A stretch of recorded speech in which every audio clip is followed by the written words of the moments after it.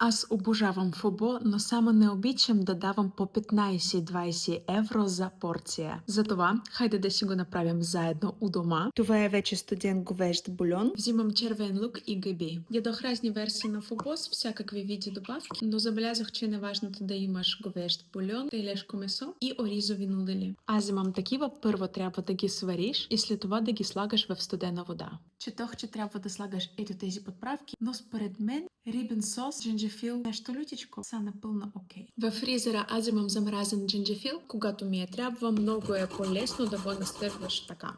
Нудели са за днес и за утре. Още нарязвам говеждо месо. Тук има твърдо малко за една спортивна жена. Сглобяваме супа.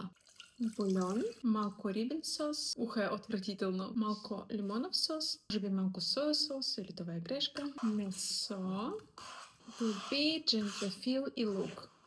Да го загреем. Готови сме, ухо е страхотно.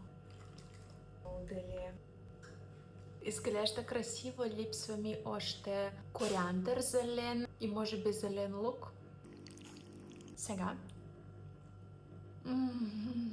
Бих дала за това поне 10 евро. Имам цял тенджер на бульон, още 2 порции нудели. Мога да ям фобо всеки ден.